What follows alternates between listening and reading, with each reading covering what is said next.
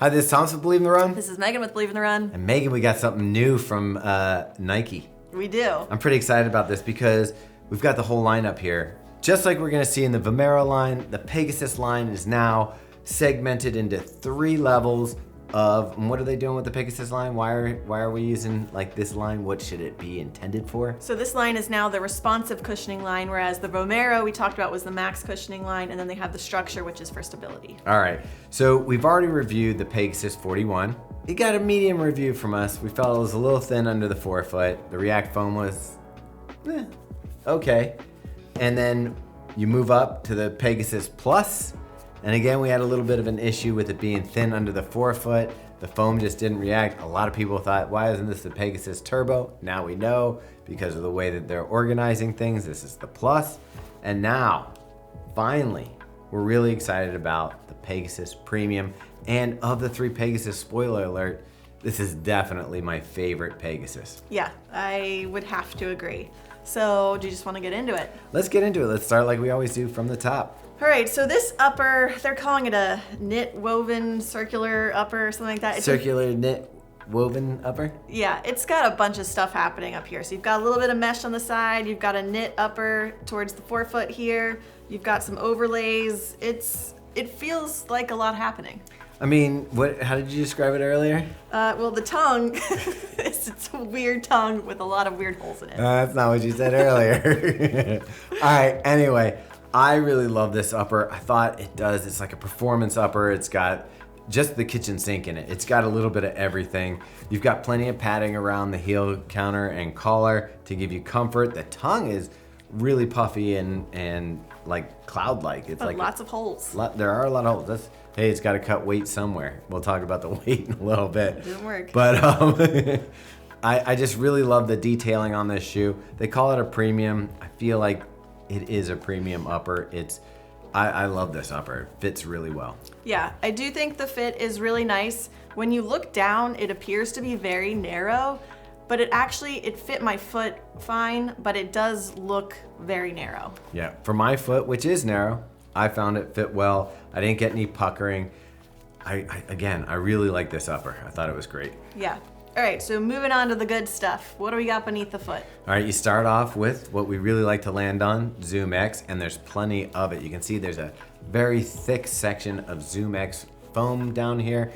For those of you who don't know what ZoomX is, you should, but it's like a PBA foam that it might actually be real Pebax, but it is real Pebax. And it just feels great, bouncy, airy. Typically it's very light, so if you just had a midsole like on the race day shoes made of ZoomX, it lightens up the shoe quite a bit. Then getting down into the middle, Meg?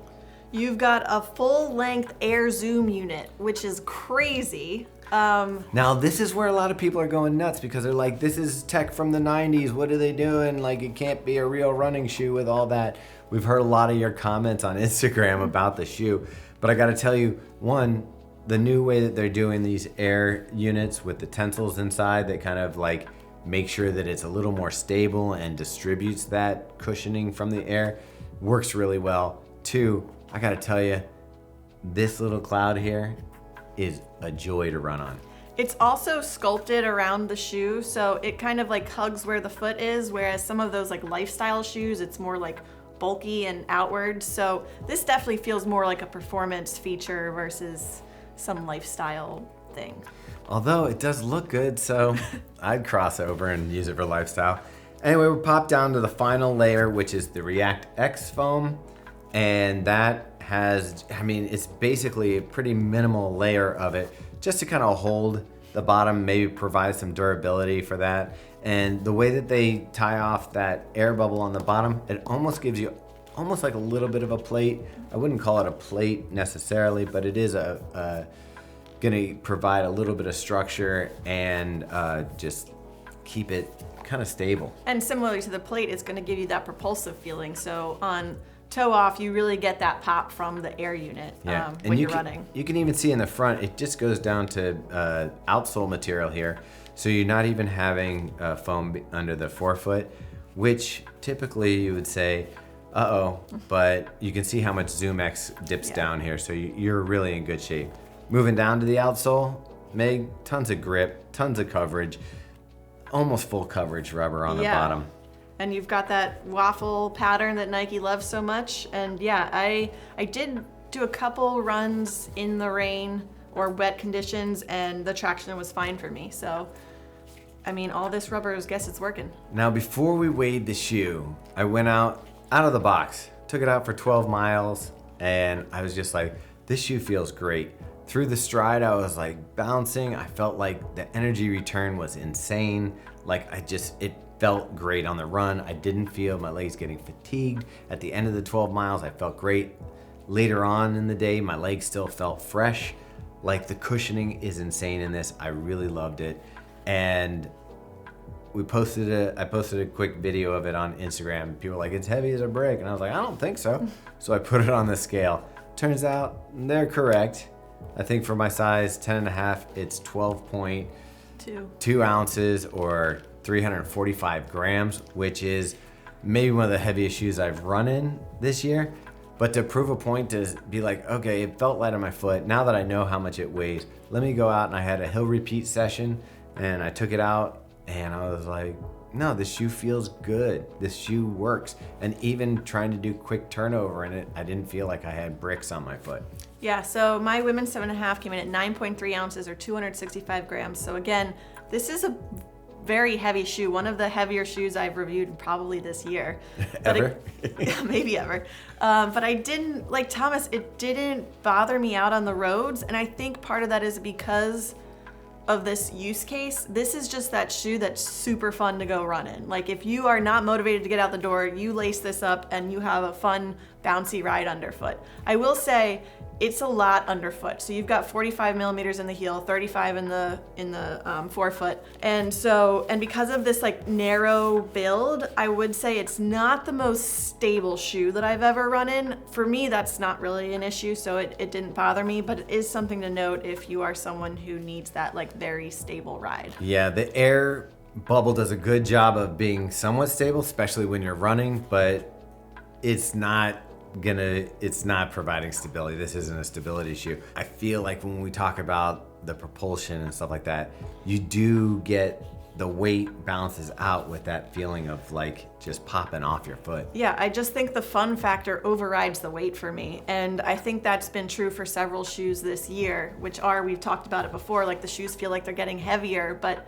we're kind of accepting it because A, the tech is great and they're fun to run in, and then B, it kind of makes for great race day experience because then you take this off and you lace up that super light shoe and it feels great. The shoe that this is most similar to for me was the Glycerin Max from Brooks, which I was surprised. Another one that was heavier, but the bounce in the foam and the rebound of that foam kind of kept you like moving through your stride. I felt like this reminded me of that a lot. I would agree. I think those are two very similar shoes in their use cases. Where I think they differ quite a bit is in the stability and the fact that Glycerin Max had such that wide base that you could you could run forever, fast, slow, whatever. This one, it feels like it's a little unstable. Someone who wants that wider platform would definitely want to go with the Glycerin. Okay, you do land a little further back than I do. I wouldn't call you a heel striker, but just maybe a little further back. And so I didn't have any issues with the stability in that. So that might be something to look out for. If you're a heel striker or something like that, you'll have to let us know what you think of the ride of this. Now, the shoe's price dropped. Originally, it was going to be $225. They've already changed that before release to $210. So it's right close to the price of some of these Max Cushion shoes, some of these super trainers. Yep. And I definitely put this in the super trainer category, even though it's called a Pegasus. This thing packs a lot of tech. Yeah, I would have to agree. All right, so let's get into our form, fit, function. Out of 5, what do you give the form? I gotta dock it a little bit for the weight. So other than the weight, this shoe's so much fun and stuff, I'm gonna go with a 4. Okay, I'm docking it quite a bit because I'm gonna give it a 2. It's very heavy, and also looking down at this shoe, I'm sorry, I hated it. I hated it when I was running. It looks too narrow and it looks super weird and I didn't like it. I think it looks great like from the side, but looking down is awful. Okay. I didn't have any problems with it. I think it looks great toe down. Fit. All right. Out fit. of 5. I love the fit of the shoe. I thought the upper was really dialed in. I didn't have any problems looking down at it like Meaghan, but it just, I thought it was a really well executed upper. It feels premium. I'm gonna give it a 5. That makes sense with your narrow foot. I'm gonna dock it a little and give it a 4. Again, it does have that like narrow build. It's not perfect. I felt like maybe there was too much happening in the upper, but otherwise it was pretty good. All right. All right, function. For what it's supposed to be doing, I think it's fantastic. We talked about some other shoes on whether or not I would use it for everything. I actually think that this is more versatile than you would think at its weight. Like I said, I took it out for a long run and it felt fantastic. Went out and did hill repeats where I was trying to, pick up the pace, and it felt really good. I think it's more versatile than the weight would let you think. So again, I'm gonna go 4.5. All right, I think I'm also gonna go 4.5. While I did mention a few times the stability was a little, maybe an issue for some people, I feel like it's just so fun, and I do think you'll get tons of mileage out of it, and you can use it for a lot of stuff, so 4.5 for me as well. All right, so what's that total, Meg? You're at 13.5, I'm at 10.5. Despite the lower rating for me, I do really love this shoe. You definitely would give this a green light. Yes, for sure. It's just, and again, it goes back to that fun factor and wanting to lace up this shoe and wanting to go for a run. Yeah, this was, I gotta say, a treat for me. I love running in this shoe. So I highly recommend it. If you want something bouncy, fun, that looks kind of crazy, yeah, I think this shoe does the job. It did notice that there's a limited edition number on both of ours. You have 15 of 500, or 70, what is that? Is 15. 15, wow. She has 15 of 500 and I'm down to 261 of 500, so you got yours a lot sooner. We're not exactly sure what that is. I guess that's just for this colorway, like maybe there's a limited edition colorway coming out. There's certainly gonna be more colors, more availability. It's not just gonna be 500 shoes. It'll be widely available in the spring of 2025. I don't think we have an exact date yet. And again, it'll be $210. You might have seen it was gonna go for $225, but they have reduced that to $210. All right, so that pretty much wraps it up. May, what do we want people to do? If you haven't, definitely go like this video, subscribe to our channel. You can also find all of these reviews in written form on our website on believeintherun.com. You can also subscribe to our newsletter there, which gives you a recap of everything we've reviewed, all of our videos, all of our written reviews, our podcast, everything that's happening in a weekly form sent right to your inbox. Yeah, and for those of you that shared with us your Spotify end of year list and showed that our podcast was one of your favorites, thank you so much. It's great. We feel like we're talking out there and we don't know if anybody's listening. So to see that kind of like come back to us and that you're actually out there and listening sure is a good feeling. So keep that up and we'll see you on the next review.